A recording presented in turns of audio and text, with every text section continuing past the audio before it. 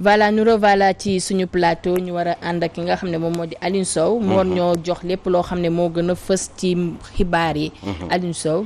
oui bien sûr dégg nga tey dinañu wax ci ñaari mbir principalement mooy donc le pétrole au Sénégal et puis surtout la corruption qui gangrène ce pays chaque jour corruption chaque jour mu am histoire corruption. càcc te nee nañu kenn du wax sàcc ci réew mi te pourtant sàcc mooy jël loo moomul te pourtant dañ ko baaxoo dans ce pays là je voudrais qu'on en parle bu ñu ci waxee ba pare évidemment on pourrait parler naturellement du pétrole ou vice versa ñu wax ci pétrole bi après ñu wax ci càccum réew mi corruption bi manque de transparence bi yooyu dafa am solo trop ci réew ndax alal bu fekkee ne dafa doon loo xam ne bariwul ci suñu réew nee naa leen xaalis kenn du ko witti ci garab te comme xaalis bariwul ci réew mi dañ ko waroon yaxanal ba nga xam ne sénégalais yëpp dinañ ci gis seen bopp surtout que ak li fi nar a xew mooy pétrole bi war a ñëw en 2023 Macky Sall nee na on aura 700 milliards ñi nañu nee nañu 700 milliards ci pétrole du dara 700 milliards de CFA on va essayer d'en discuter évidemment avec l'accord de l'ensemble de ces illustres personnalités qui sont donc sur ce plateau. Comme ni mu ko waxee tey suñu premier point bi nekk le pétrole la ki nga xam ne moom moo di son excellence Macky Sall te ñu war ko débuter en 2023 Alioune Sow. C'est vrai nee nañu mais surtout man li ma gën a retenir parce que on ne peut pas rentrer dans les détails parce que le temps ne pourrait jamais nous le permettre mais on peut juste réfléchir ci benn axe principalement mooy pétrole est-ce que ñi ciy wax xam nañ ci dara parce que Macky Sall dafa wax lu am solo nee na pétrole bi Sénégal ñi ciy wax yépp xamuñ ci dara am na ñoo xam ne nag kontaanuñu parce que dañu ne ñoom xam nañ ci dara mais en réalité mais le président n'aurait-il pas raison parce que est-ce que moom ci boppam sax moom xam na pétrole dara parce que c'est un métier day mel ni ngay waxu sport Cheikh Diagne Gomis di la wax am na ñoo xam ne dañu naan mais kii lan lay wax nii pourtant après ils s'en rendent compte donc après ils se disent wala sax des fois ils sont capables parce que dañu am fit wala parce que dañu cantonné wu ci benn état d'esprit ñu weranteeg nit ki nga xam ne wax dëgg yàlla moom moo am expérience am xam-xam ci mbir mi au final ils se rendent bien compte que ni Cheikh Diagne Gomis avait raison et loolu day poser problème donc question bi mooy est-ce que pétrole Sénégal gars yi xam nañ ci dara ñi ngi jox ay explications mais ñun man gëm naa ni ñun ñëpp kenn xamu ci dara ñun ñi mënuñu xam ci pétrole dara waaye lenn au moins mën nañ ko xam moom mooy pétrole dafay compliqué torop ci réew pétrole bu fekkee ni da nga nekk ci dëkk bu ndóol doo ko am pétrole forcément mënoo ci gagner au départ da ngay perte loolu au moins dafa bëgg muy leer ci suñu diggante te loolu wax boobu kenn mënu ko weddi parce que xam nga lu tax parce que ñun dañu départ day mel ni nga am xaw ma nu ñu koy waxatee quoi nga am oto te mënoo dawal. Bon oto bi bu dañ la yóbbu nag. waaye chauffeur bi problème différence moom mooy xam nga oto bi yow sa chauffeur mooy en général sa chauffeur yow yaa koy fixer prix ngeen déggoo ci kàddu mais bii kii la mën a dindil kii lay dawalal moom moo lay wax ñaata nga koy fay parce que yow xam nga ni oto bi bu fekkee ni dawal yóbbuwuñ la ci amul la njëriñ parce que yow munoo demal oto bi donc yaa ko moom c'est vrai ça vous appartient c'est votre propriété waaye munoo ko dawal te boo ko mënul dawal ça veut dire que mënoo déplacer oto yi ça veut dire que aussi mënoo ko jëriñoo comme léegi mënoo ko jëriñoo nag forcément ñaari solution nga am première bi mooy bon d'abord forcément il faut nga am fulla parce que boo demee ba jënd oto il faut nga am fulla parce que daf la war a jëriñ donc leen nga mën a def da nga naan ñu yóbbu la ci oto bi dawalal la waaye moment bi ñu lay dawalal am nga aussi possibilité croiser les bras bàyyi ñu lay dawalal ba oto bi ràpp am nga choix waaye am nga choix aussi moment bi ñu lay dawalal nga jàng dawal waaw normalement. léegi métaphore bi ma teg nii dama ko teg pour ñu comprendre ni pétrole mun nga ko am te du la amal njëriñ 200 ans 300 ans Abdou Diouf pétrole bi nekkoon na fi. mais mënuñu ko woon exploiter parce que tollooguñ ci woon amaguñu woon sax toog bay xalaat naan war nañ ko mën def parce que même pour teg plan yi sax wala dem def ay recherche ak yooyu moyens yooyu sax amaguñ ko woon moment boobu donc c'était pas une priorité pour le Sénégal waaye.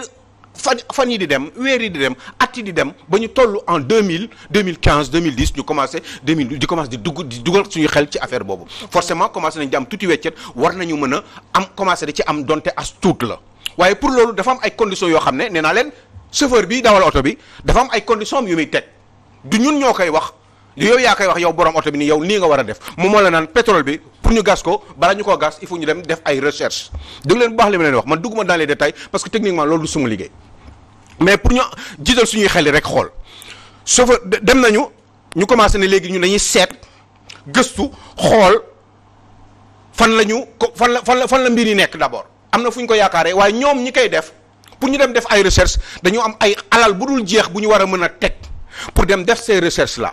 parce que dafa am ñoo xam ne dañ leen di fay ci alal di leen baax li ma leen di wax parce que dafa am solo te lii rek mënul dañ ñii di ko dem di seeti gëstu dañu am seen alal ñun amuñu ko. amuñu alal bi amuñu xam-xam bi ñoom dañuy dem wëri ko bu ñu demee dañuy wër fi ñu ko yaakaaree bu ñu gisee alhamdulilah parce que ñoom ñoo jël risques yi dem seeti. bu ñu gisul seen alal dañ koy perte loolu d'accord nañ ko ak réew mi bu ñu gisul dañuy perte kenn du leen fay dara waaye bu ñu gisee fi ñu ko yaakaaree parce que des fois nga yaakaar fenn fekk nekku fa nga dugal fa sa alal après nga perte Sénégal signé na ko waaye bu ñu ko gisee nag ñun sangam la ñuy jël parce que lu tax ñu war a jël sangam mooy sangam lañ siy def pour defar ko pour xëcc ko gis bi d'abord dafa am prix dafa am lu muy jar bu ñu ko gisee ba pare il faut ñu dem gëstu xool nan lañ koy gasee liggéey bekk yu demee noonu loolu yëpp. infrastructure raffiné ko yooyu yëpp daal détail yooyu yëpp dafa am njëg te njëg boobu lii la ñuy coûter buñ ko si dépensé ba pare ñun lii lañ si war a am ñun tamit parce que mag du fecc ci yàlla naa dee. léegi bu ñu tolloo ba foofu nag yéen lii lañ xalaat ni war ngeen ko si mën a am en attendant bu leen neexee nag loolu mun ngeen ko continuer fanweeri at juróom fukki at ci teen yëpp waaye bu leen neexee aussi am ngeen choix moment bi ñooñu ngeen di signer contrat ak ñoom ngeen ne leen d'accord nañu parce que amaguñu dara waaye ñun il faut ngeen importer ñu seen technologie ak seen xam-xam suñu doomu réew yi ngeen jàngal leen ko ngeen ko war a defal ngeen def leen ko ba nga xam ne ñoom. yeneen teen yi war a ñëw bu boobaa ñoom dinañ ko mën a defal seen bopp. donc sacrifice bi au départ munul ñàkk il faut que ñu perte ci moo tax su ma déggee ñenn nit ñi ne parce que Macky Sall moo wax loolu somme bi xamu fu mu ko teg peut-être ay experts ñoo ko wax ne 700 milliards lañ ci nar a am par an am na ñoo xam ne nee nañ dafa tuuti parce que 700 000 comparé à notre budget 5 000 milliards même bitim réew li ñuy dugal. diaspora bi li ñuy dugal ci réew mi ëpp na 700 milliards autour de 1000 milliards waaye léegi nag nee nañu loolu dafa ndaw mais yow da nga am sa oto. mënoo ko dawal. ñu la koy dawalal yow xam nga ni oto bi du la mës a amal njëriñ tant que yow amuloo mais fexeel ba sax ñu la koy dawalal en attendant wala nga téye oto bi dem jàngi te loolu mënul nekk. parce que il faut nga dem jàngi dawal te ki lay jàngal moom war la wan yoon bi mais kooku il faut nga fay ko. il faut que d'abord mu dem seetali la mbir yi fu mu nekk wan la après tegal la nouvelle technologie wan la yoon bi ba nga xam ne yeneen teen bu génnee dans l'avenir bu boobaa yow di nga liggéey ci sa réew. normalement. Aliou Sow yow li nga bëgg a wax moom mooy. tey jii ñun expertise bi ñun buñ ko amoon tey jii dinañ am plus 700 milliards yooyu. mais c'est d'une évidence. waaw d'accord c'est d'une évidence. waaw léegi Aliou Sow est-ce que léegi ñun est-ce que yow gëm nga ne. ak sa xam-xam est-ce que gëm nga ne que ñun ñii Sénégal. am nañu expertise boobu. non mënuñu ko am au mieux mooy théoriquement mën nañ ko am. théoriquement nii ci wax jàng école. comme yooyu noonu parce que on a des ingénieurs des travaux publics. mais pourtant ñun ay yenn points yi pour ñu tabax ko day compliqué si ñun. gis ngeen li fi jotoon xew ak Talix groupe ak problème mu Dakar Fatick boobu. gis ngeen ni yenn saa yi tubaab yi ñu fi def non attendez il faut que ça soit clair. boo demee chambre de commerce biir place de l'indépendance ngeen xool exemple la rek parce que dama bëgg aussi mbiri di leer ngeen xool bâtiment yi fa nekk yëpp. bâtiment chambre de commerce moo fa gën dëgër. toog leen place de l'indépendance rek. dëgër la de. ngeen xool ngeen gestu bâtiment yi wër foofu yëpp bâtiment chambre de commerce moo fa gën a dëgër. te pourtant moo fa gën a yàgg pratiquement. donc c'est une question de ressources et d'évolution ñun en 1960 tubaab yi fi ñu toll woon ñun tolluwuñ fa woon ñun dañuy évoluer. on avance en expertise on avance en intelligence on avance en connaissance am na yoo xam ne xamuñu ko woon. am na léegi ñuy dawal avion ay nit ñuul yuy dawal avion. il y a 50 ans nit ñi dawal woon avion. am na ñoo xam ne yu ba exemple yu bari mën naa ko génne fii yoo xam ne ñun daal ñu ko def donc ñun dañuy évoluer on est indépendant depuis 1960. et on était au même niveau que la Corée du Sud par exemple ñoom léegi toll xëy na ñoom ñoo ñu gën a gaaw xëy na seen jikko la ak seen façon ak seen méthode ak seen yarute maanaam ni ñuy liggéey seen sérieux dans le travail xëy na peut-être ñoom moo tax ñu raw ñu waaye wax dëgg yàlla on était au même niveau même la Tunisie. donc forcément ñooñu bu ñu rawee tey xañ na peut-être ñun suñu méthode la mais pas forcément suñu intelligence ndax ku dem ba xas am indépendance am nga possibilité léegi avancer sa réew maintenant lépp mi ngi dépendre ci stratégie yi nga xam ne ñi leen di gouverner moom la ñuy teg ci sa réew. pour avancer loo réew mi.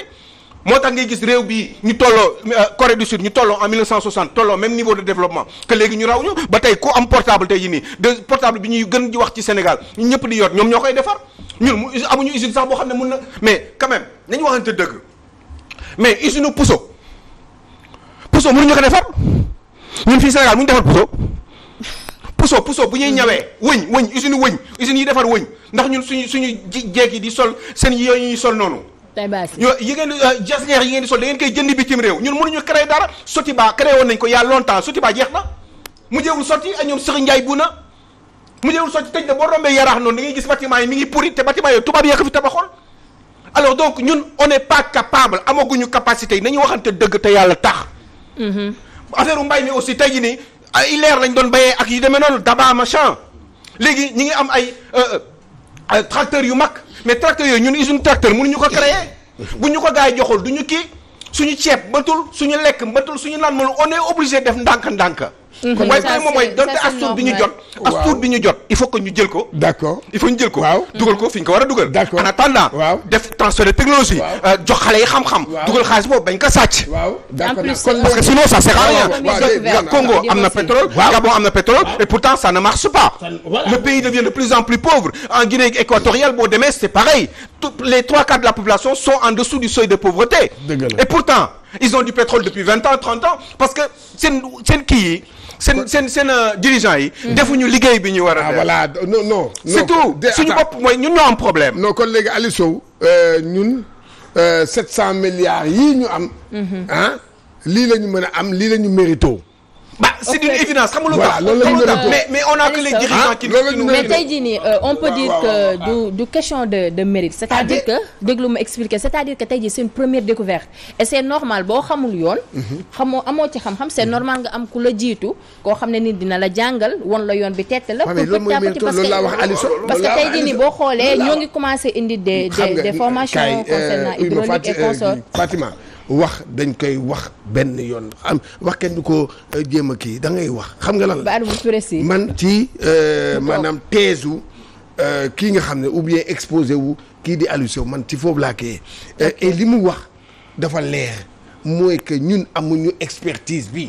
waaw c'est ça léegi nag kon nag ñun bii premier baril yi bi nga xam ne c'est en 2023 ñun li ñuy am mooy 700 milliards léegi nag. lu muy wax moom mooy que léegi c'est à nous maintenant. ñu dem nag fexe ba am suñu expertise bu bopp. comme ça beneen ñu dem uti yeneen puits comme ça mën a génne comme ça affaire bi mën a yokk. officiellement y a à peu près li ñu jot a xam ni. waaw 18 maanaam fukki ak juróom-ñett. teenu pétrole. à peu près war nañu joxe fukki yeeg ñaar yi. si ma mémoire est bonne mais lu bon des na juróomi teen wala juróom-benn teen ci lu ñu jot a gis. yu des mais juróom-benn teen yooyu ñun léegi nañu fexe ñun def une politique. billahi li may wax dëgg la. parce que bu fekkee ni du dëgg nañu ma ñëw ne ma du dëgg quoi parce que il faut ñu wax dëgg sénégalais yi juróomi teen yooyu wala juróom-benn teen yi des nañuy fexe ñun balaa ñoo pare ci lii. ñun ñu mënal suñu bopp noonu ba am le matériel nécessaire ak suñu expertise nécessaire pour mun ko defal suñu bopp.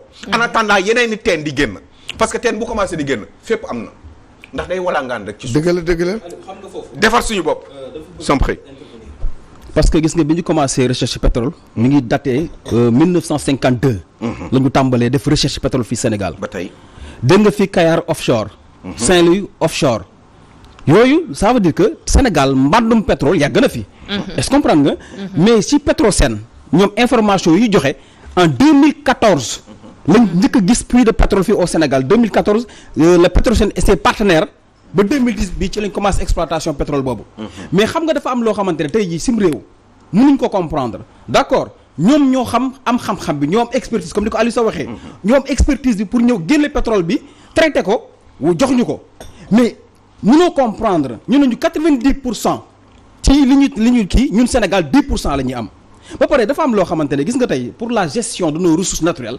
il y a un problème ci de clarté ñu leeral mbir yi Franck Timis bi ñu ciy tudd.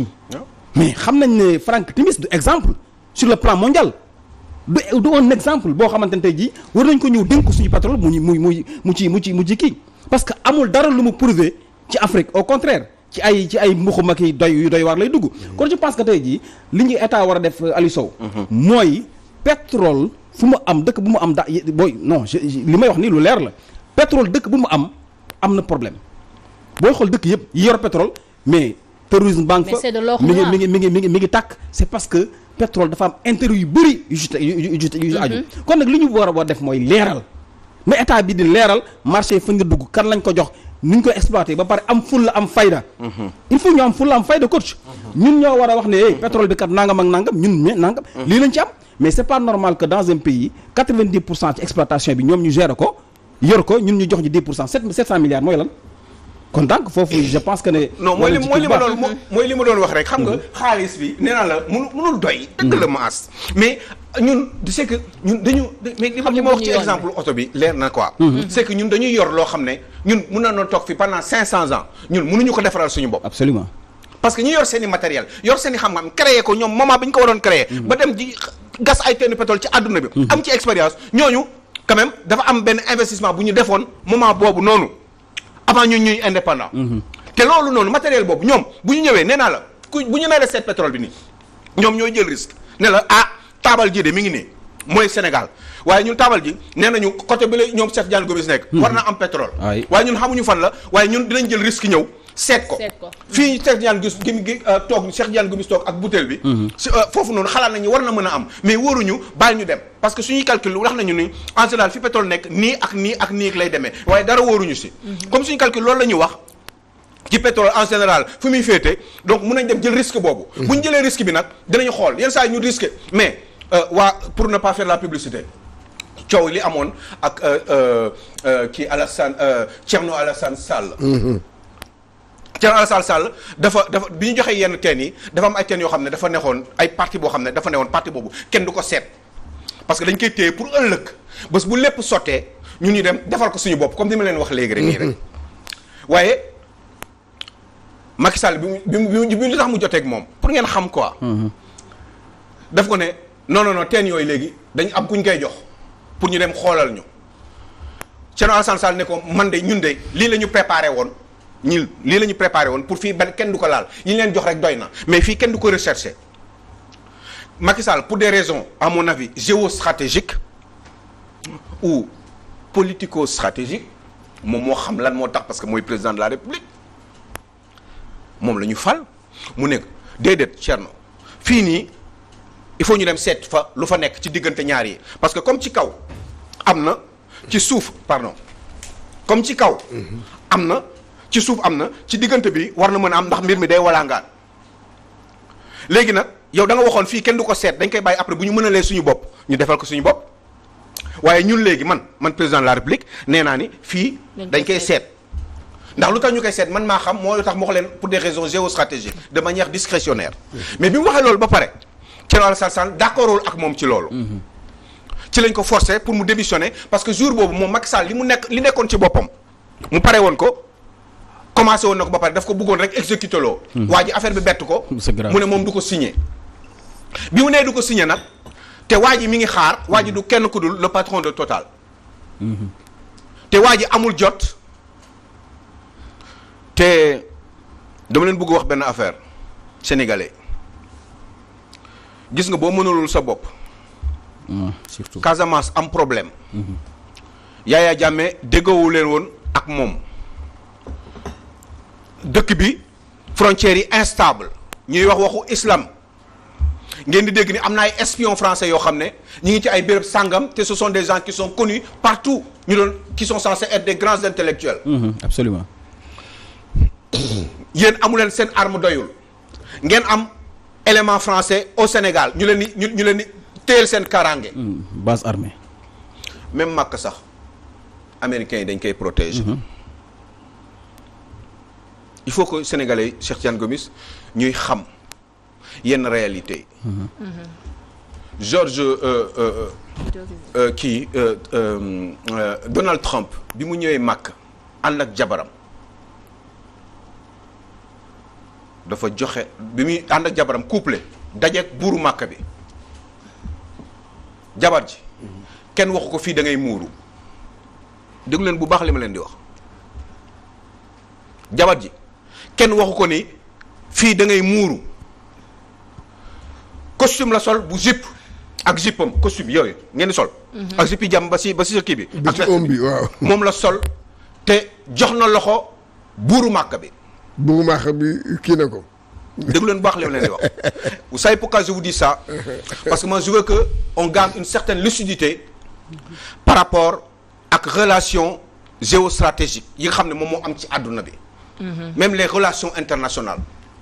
ñun Sénégal kese lañ nekk.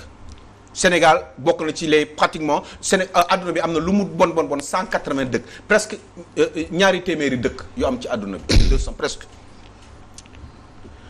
ñun kese dëkk lañu bu 200 kilomètres carrés matu ko sax. dañu war a defar réew mi te il faut ngeen defar ko ak xel ay force ak doole def leen ndànk ba am seen doole. bés bu ñu amee doole ba am autonomie ba suñu ceeb doy ba suñu dugub doy ba suñu mboq doy ba suñu mburu bi nga xam ne léegi bu kaay yokkee ñun mburu bi mu dépendre ñun obligé subir loo ko au Sénégalais. parce que ñun mënuñu ko defar ba mu mët bu mëtoon kon mburu bii.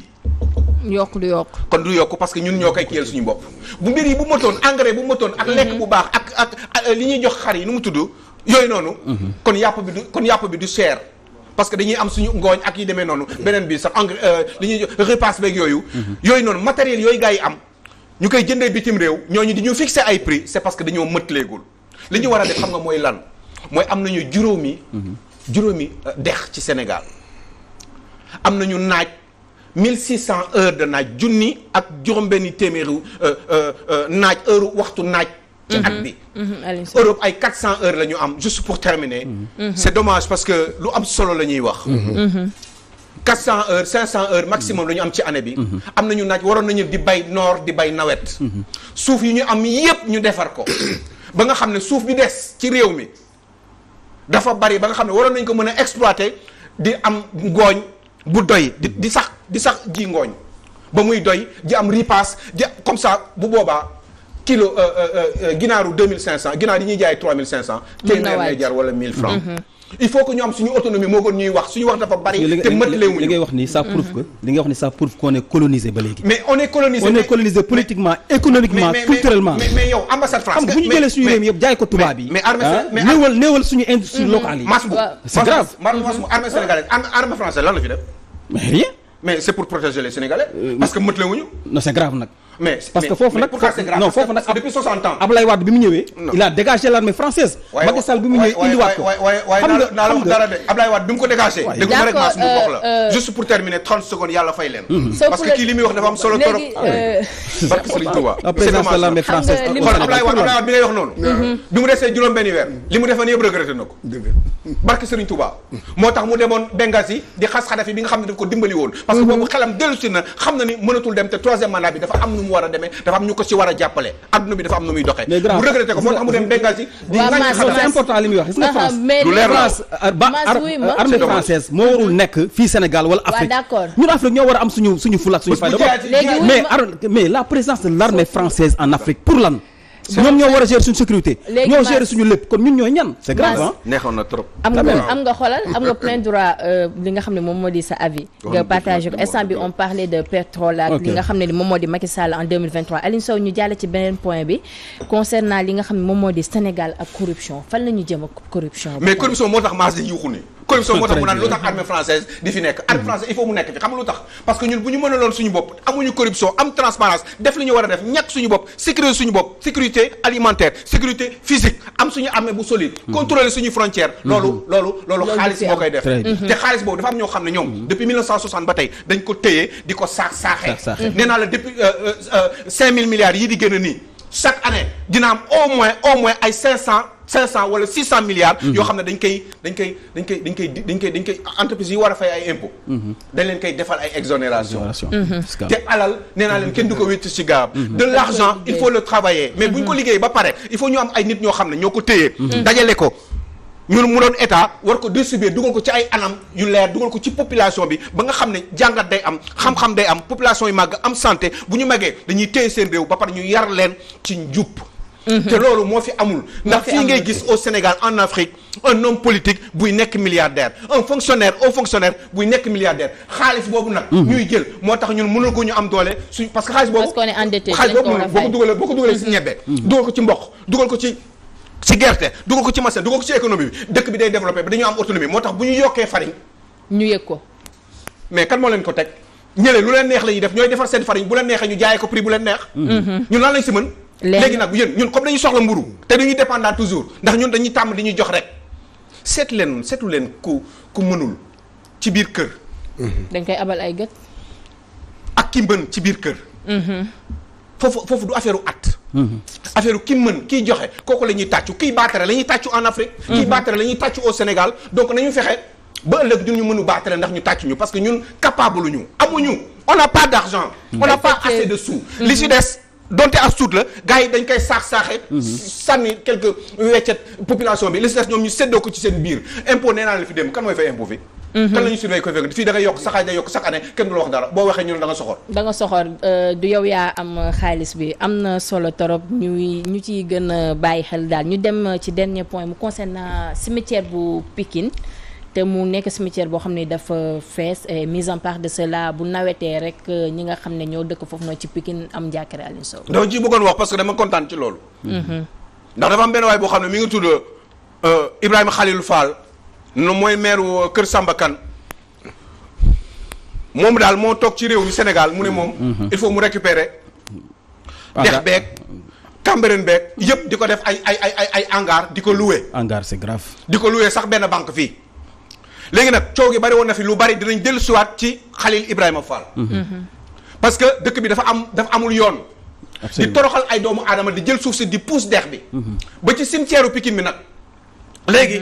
dañu ne dañ koy yokkute bi nag dama ci kontaan parce que Pikine dafa gën a yokk ci ay nit te nit ñi dañuy dee ku dund di nga dee à la folie absolument léegi nag de ce fait ni ñu commencé di xalaat yokk cimetière bi te waa AGETIP naturellement ak seen DG bi El Hadj je crois qu'il s'appelle El Hadj Ibrahima Gaye xaw ma El Hadj Malick Gaye pardon El Hadj Malick Gaye DG AGETIP def benn speech bu doy waar ci fan yi il y a 48 heures par rapport ak tabax bi nga xam ne war nañ ko commencer pour yokk cimetière Pikine bi ndax dafa fees te kenn amatul fi ñu leen di suul donc ma doon saluer justement cet acte de ce monsieur là qui s'appelle El Hadj Malick Gaye le directeur général de AGETIP bi nga xam ne nee na Pikine à partir de maintenant dinañu commencer je crois que c'est dans les heures qui suivent ou dans les jours qui suivent dinañ commencer di def travaux pour extension donc cimetière bi ba nga xam ne fees na bi fa xam dafa fees dell léegi di nga xam ne dañu fi mën a suul ñeneen jullit yi nga xam ne ñoom ñoo nekk Pikine te bëgg a jege seen waajur yi bëgg di leen am ci seen côté te mënatu leen suul foofu di leen yóbbu feneen donc loolu c'est un problème qui va être résolu je voulais juste dire un grand bravo à ce grand monsieur qui s'appelle El Hadj Malick Gaye nga xam ne mooy le directeur de AGETIP ci travaux d'extension yooyu nga xam ne mooy moom la ñu war a def pour yokku armeelu Pikine yi donc bravo à El Hadj Malick Gaye yal na yàlla sàmm. waa Pikine doyaluñu sax parce qu'ils ont dit que ne loolu doyul. waaw loolu doyul mais xam nga aussi affaire bi mënuñu xëcc cimetière ba si kër yi aussi waaye li xam ne risque la woon pour ñeneen di ko jël ay promoteurs di ko jël ñoom décidé nañu nee nañu ak évidemment waa Pikine benn mouvement bu nekk foofu ñu influer nañu xeex nañ ko sinon gars yi dañ ko noonu saaxee waaye heureusement yàlla def na ni récupérer nañ ko ñu ngi siy góorgóorlu AGETIP dina ko tabax évidemment tabax mooy dinañ ko def extension defar ko ba nga xam ne dinañu mën a suul ñi nga xam ne làqu nañu te ñu doon waaye doomu Pikine ñu mën leen denc foofu moo gën ñu yóbbu à 50-70 kilomètres donc bravo à El Hadj Malick Gaye quoi mu nekk lu am solo taxawaayu am solo foofu noonu nga xam ne moom la ñuy denc ñi nga xam ne ñoo génn àddina ñuy ay jullit te gis nañ ni Pikine tamit quartier populaire la soo pour ñu mën koo yokku rek dina doon ngëneel ci li nga xam ne moom moo di ñi ni yeewoo foofu noonu Pikine Aliou Sow ñoo ngi lay jaajëfal ñu bàyyi la nga tàggatoo ak mbokk téléspectateurs yi. Je suis content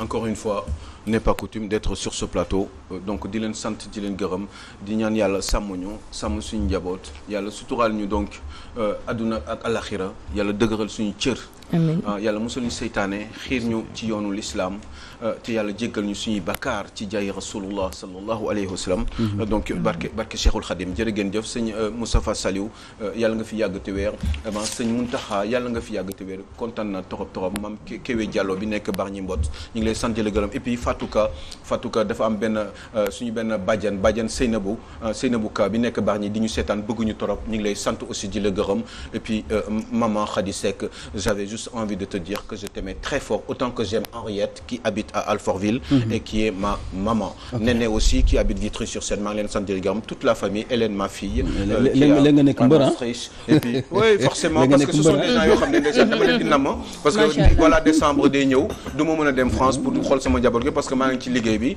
donc ça me manque un tout petit peu et ça m'a donné envie de leur faire un petit coucou pour les rassurer par rapport au fait que leur papa leur fils dafa nekk fii di góorgóorlu pour réewam donte les gens qui n'ont rien compris continueront à critiquer alors que j'avais plusieurs autres choix moi Aliou Sow dans ce pays mënoon naa def yeneen mbir boo xam ne du ma sonn ndax bu ñuy wax passeport diplomatique man mii maay passeport diplomatique parce que j'en ai un passeport diplomatique à vie te fu ma neex dem ci àdduna bi donc bu ma ñëwee sacrifier loolu donc c'est parce que dafa am lu ma bëggal sama réew dafa am ma naqari ma bëgg koo fay ma bëgg koo faj donc yàlla neen yàlla sàmm kontaan naa des fois sama xol mooy xaw a tooy waaw macha allah mais parce que les gens n'ont rien compris de ce qui est véritablement ma personnalité yàlla neen yàlla sàmm kontaan naa waaw kontaan na yàlla sàmm ñëpp aar ñëpp ñu dem ànd ak Mass ci seen rubrique Mœurs